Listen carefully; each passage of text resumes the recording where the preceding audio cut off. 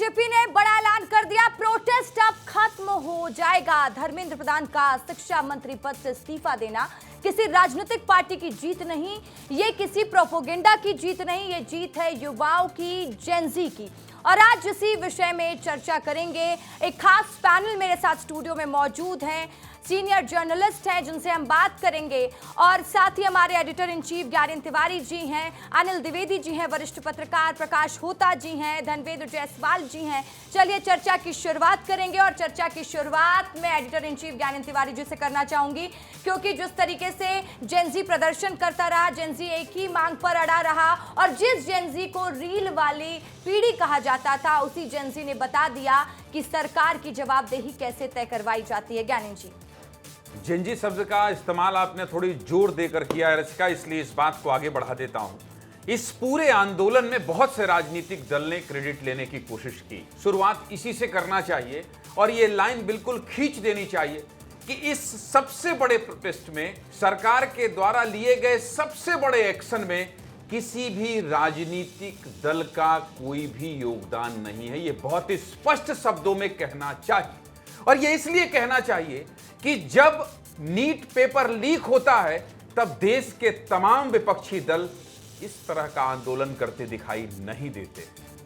20 तारीख के आंदोलन के बाद जब पूरे विपक्षी दल को यह लगता है रसिका कि पूरे देश का सेंटीमेंट इन युवाओं के साथ हैं, इस जेनजी के साथ हैं, तो फिर इनको लगता है कि चलो भैया बहती गंगा में हम भी हाथ धो लेते हैं। तो कुल मिलाकर ये पूरे प्रोटेस्ट के बाद जो प्रेस कॉन्फ्रेंस हुई है, अभिजीत दास के साथ जो केंद्रीय मंत्रियों ने प्रेस कॉन्फ्रेंस की है, इसमें कुछ इस पूरे प्रोटेस्ट में देखने लायक बात है, जिसमें सभी लोगों से हम लोग चर्चा करेंगे। तो फिर आगे बढ़ेंगे कि पहले माइक जेपी नड्डा ने अभिजीत दास को दिया है। इसका मतलब समझिए, आज ही मोहन भागवत का सुबह बयान आया था जिसमें यह कहा गया था कि युवाओं को सुनना पड़ेगा, उनको समझाना पड़ेगा। ऐसे में यह बहुत बड़ी जीत है युवाओं की, बहुत बड़े आंदोलन को जेनजी ने सफलता में बदल दिया है।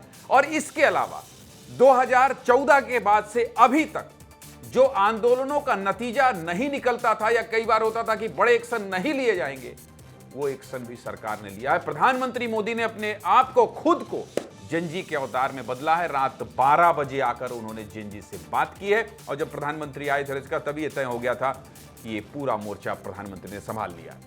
बिल्कुल। तो चलिए, मैं और भी मेहमानों का रुख करूंगी। प्रकाश होता जी, आपसे मेरा सवाल रहेगा, जैसा कि हम तस्वीरों में भी देख रहे हैं, एक तरफ पूरे देश में प्रदर्शन की आग लगी हुई थी, सवाल बरकरार था कि आग बुझेगी कैसे, क्योंकि जेनजी सिर्फ एक ही मांग पर अड़ा रहा।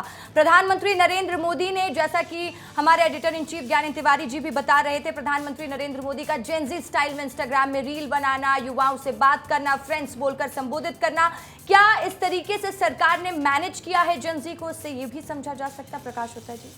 रसिका जी, देखिए, दोनों के बीच में एक जनरेशन नहीं, कई जनरेशंस की गैप है। हम सबके घर में बच्चे हैं, इसी उम्र के हैं, और परिवार सोचता है कि वो सबसे कमजोर लोग हैं, वो डिसीजन नहीं ले पाते, वो ये नहीं जानते ये बच्चे टेक्नोलॉजी के साथ रहते हैं।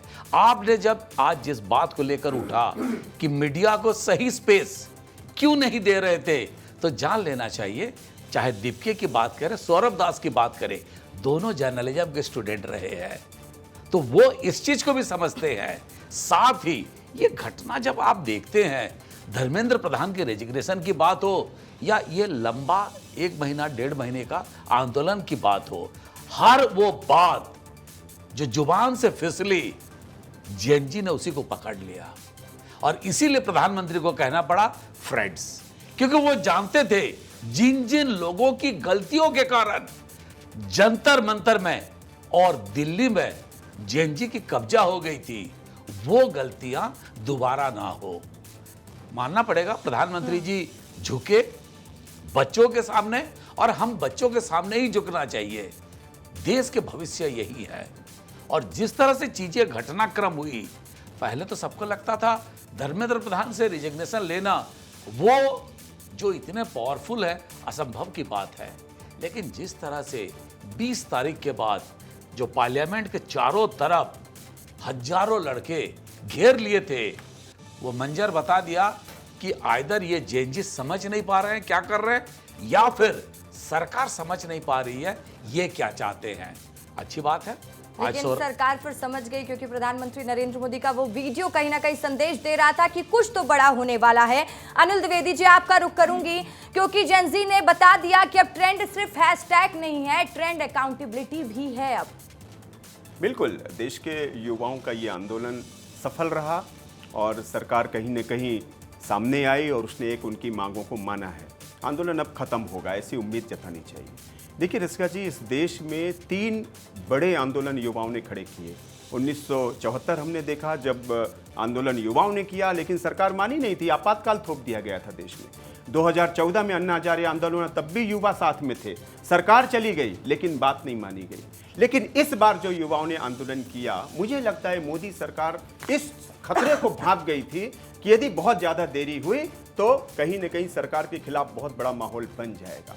और ये बात की तारीफ होगी कि धर्मेंद्र प्रधान ने इस्तीफा जरूर दिया, लेकिन उन्होंने 2 अच्छी बातें कही कि युवाओं के हित में दे रहे हैं और दूसरा जो राष्ट्र विरोधी तत्व सक्रिय हो रहे हैं वो इसका फायदा ना उठाएं, इसलिए इस्तीफा दिया जा रहा है। एक बात की तारीफ और होगी कि देखिए, नीट पेपर लीक होने के बाद भी मात्र 20 दिन के अंदर, 1 महीने के अंदर दोबारा परीक्षा आयोजित करना और बहुत सफलता के साथ करना, ये भी कहीं न कहीं धर्मेंद्र प्रधान के ही विभाग का काम था ये। लेकिन जहां तक इस्तीफे की बात थी, मुझे लग रहा है कि जिस तरह जेसीपी ने आंदोलन खड़ा किया, जिस तरह सरकार ने देखा कि 5-6 दिन तक चलता रहा, ठीक है, लेकिन जब संसद गिरने की बारी आई तब सरकार को लगा कि नहीं, ये यदि ब्लंडर हुआ तो पूरे विश्व में देश की छवि ठीक नहीं होगी। इसलिए कहीं न कहीं फिर गृह विभाग सक्रिय हुआ और पुलिस ने जिस तरह से लाठी बरसाई, जो बेहद दुर्भाग्यपूर्ण था। युवाओं के साथ ऐसा नहीं होना था। जो मांगे आप अभी मान रहे थे, ये उसी समय मान लेते। संवाद तो सरकार कर ही रही थी ना। जेपी नड्डा के साथ जेसीपी के नेताओं की पहली बातचीत तो हुई है जिसमें उन्होंने मांग सौंपी गई। फिर उसके बाद सोनम वांगचुक के पास सरकार गई, वहां उनको मनाया, उनके साथ भी संवाद किया। और तो ये सरकार कह रही थी कि हम संवाद कर रहे हैं, लेकिन जिस तरह से जैन जी का आंदोलन उच्छृंखल हो रहा था, जिस तरह प्रधानमंत्री पर अपमानजनक टिप्पणियां हो रही थी, जिस तरह से मीडिया पर अटैक हो रहा था, उससे कहीं न कहीं आप मानिए जेसीपी भी, कॉकरोच जनता पार्टी भी इस बात से थोड़ा डरी हुई थी कि आंदोलन बिगड़ता चला जा रहा है। अब कहीं न कहीं बात की टेबल पर आना पड़ेगा। और यही सारी परिस्थितियों ने, जिस तरह प्रधानमंत्री मोदी ने रातों रात वीडियो जारी किया युवाओं के फेवर में, ये दर्शाता है कि सरकार चिंता थी, युवाओं के साथ खड़ी थी। और अंततः ये सारे दृश्यों ने मिलकर के आज ये परिणाम दिया है। ये देश के लिए बहुत अच्छा है और मुझे लग रहा है कि अब स्थिति ठीक होगी, सामान्य होगी। बिल्कुल, ये परिणाम आया। धर्मेंद्र जी, मेरा सवाल अब आपसे रहेगा, जैसा कि अनिल जी ने भी जिक्र किया कि कई आंदोलन देश में हुए और जब मोदी सरकार बनी उसके बाद भी कई आंदोलन भी देखने को मिले, लेकिन ये एक ऐसा आंदोलन जिसे देश कभी नहीं भूलेगा। देखिए, 2 आंदोलन इस सरकार के कार्यकाल में हुए जो इतिहास में लिखे जाएंगे। एक कृषि कानूनों के खिलाफ आंदोलन हुआ और एक ये जो नीट में जो धांधली हुई, जो लीक हुआ पेपर, उसको लेकर के जो आंदोलन हुआ।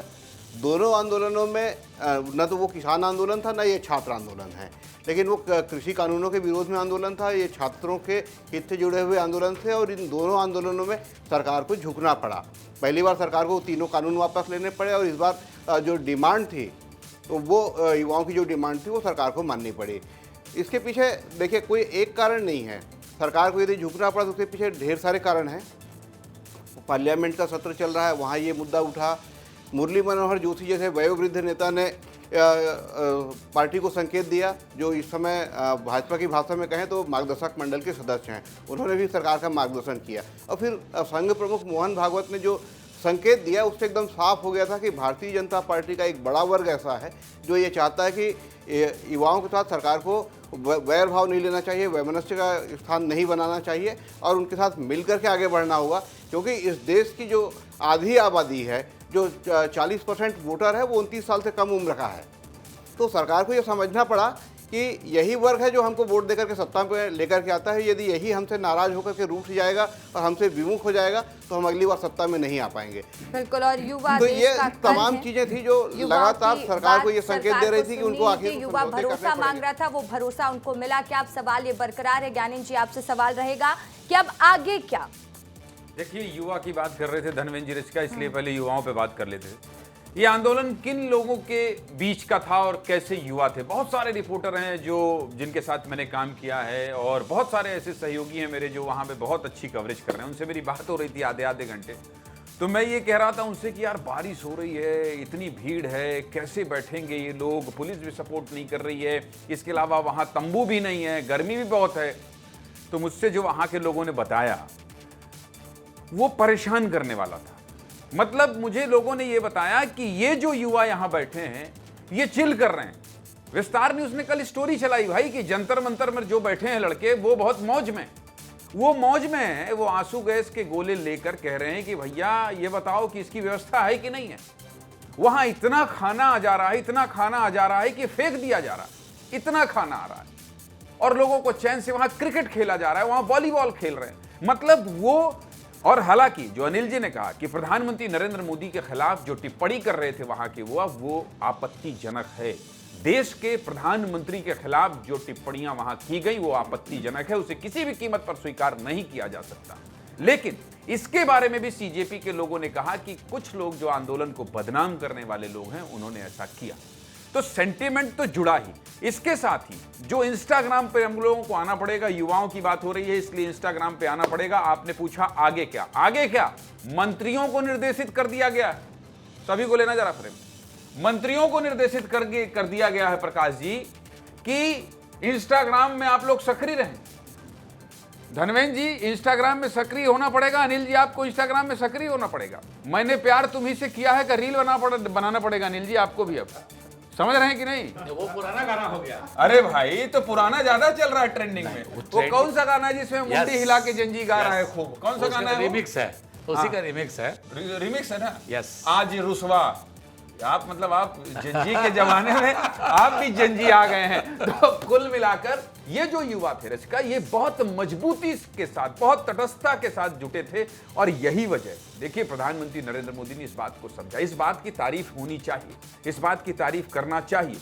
भले विपक्ष के लिए एक मुद्दा मिल गया हो, सच को सच और जो फैसला स्वागत योग्य है उसको स्वागत योग्य बताना चाहिए कि प्रधानमंत्री मोदी ने युवाओं की ताकत को समझा।